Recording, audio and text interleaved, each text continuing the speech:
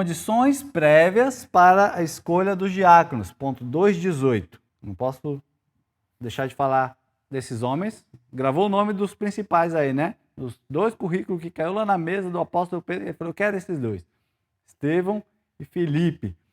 Os apóstolos estipularam que os 7 varões deveriam apresentar evidências de terem continuado fielmente sob a influência do Espírito Santo. Primeiro, não era qualquer um, ele já deveria ser cristão e estar caminhando com eles e principalmente ser já cheio do Espírito Santo também, assim como eles, não somente ter sido cheio do Espírito Santo, mas ter mantido-se cheio do Espírito Santo. Segundo parece, os apóstolos supunham que nem todos os crentes continuavam na plenitude do Espírito. Em outras palavras, aqueles que deixam de andar fielmente segundo o Espírito, como em Gálatas 5 fala, cessarão de ser cheios do Espírito. Quando a diferença entre conservar a plenitude e ser cheio do Espírito Santo, notemos o seguinte. Ponto 1. Os crentes que conservam a plenitude do Espírito Santo são caracterizados pela sua constância nessa condição. Estar sempre cheio do Espírito Santo. Ah, tem um demônio ali para expulsar. Pera aí que eu vou fazer um jejum amanhã cedo, se ele ainda estiver lá, eu vou lá e expulso ele. Não, não adianta isso. Não pode ser assim. É sempre cheio do Espírito Santo. Tá? E aí, querido, quem eram esses 2 aqui que eu pedi para a gente observar? Felipe, querido. Felipe, ele não era quase nada ungido. Né? Ele não era quase nada ungido, ele só se teletransportava. O Espírito Santo queria tanto usar o Felipe que falava, Felipe, vai acolá. O Felipe ia lá, pregava para o eunuco, batizava o eunuco. Do nada, teletransportava e aparecia em outro lugar. Ou seja, para que a pressa do Espírito Santo? Por que não mandou outro para lá? Não, porque o Felipe é o cara. Vamos fazer com ele. Vamos, mas é longe a cidade, ele vai ter que ir lá para a Zona Leste, depois ir pregar lá na Zona Sul. Não, vamos teletransportar ele que é mais rápido. Foi lá e teletransportou o Felipe. Depois que ele batizou o eunuco, ele desapareceu e apareceu em outro lugar. Mas ele precisava ser esse homem ungido, capacitado assim só para distribuir cesta básica. Aí a gente vai lá e quer pôr um irmão para trabalhar na igreja e a gente não está nem aí com a vida do irmão.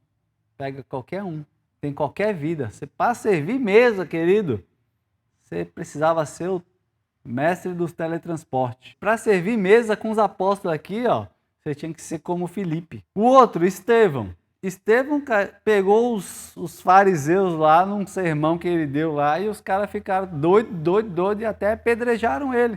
Quando ele estava morrendo, ele viu o quê? Viu o céu aberto e viu Jesus. Ele falou, Senhor, desculpa aí esses caras aí que estão aqui me apedrejando, eles não estão sabendo muito bem como está funcionando as coisas aqui. Para servir mesa.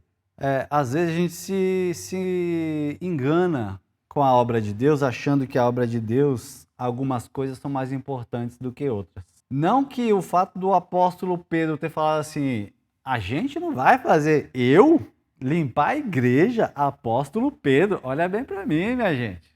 Pô, andei com o cara. Eu andei com o cara, não vou limpar a igreja. Não é disso que você está falando aqui. Ele está falando de um trabalho que não tem quem faça a não ser ele. É ele. O trabalho dele não é esse aqui, é aquele. Mas não que esse trabalho ele não tenha importância para que eu coloque qualquer um. Está entendendo? O trabalho na igreja, o trabalho ministerial em qualquer área, queridos, a exigência é de homens como Estevão e Felipe. Ou seja, não é para qualquer um mesmo.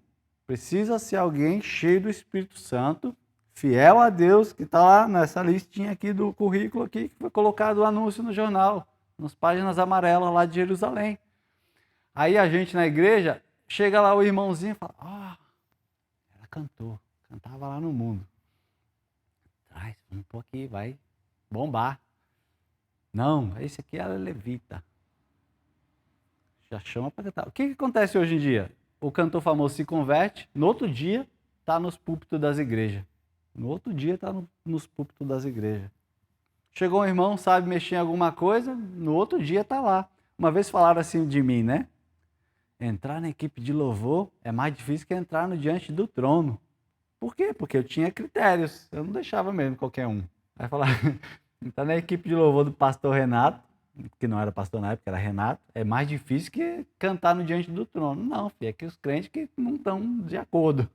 E eu sempre tive esse entendimento, queridos. Eu não gostava de chamar novo convertido, que eu acho que o novo convertido tem que ter pelo menos 1 ano para ele só vir para a igreja chorar e não fazer mais nada.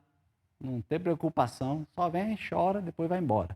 No outro domingo vem, chora mais um pouco, vai, volta para casa. Tem que ter o tempo dele com Deus, não tem que pôr para trabalhar, para fazer nada no começo da conversão.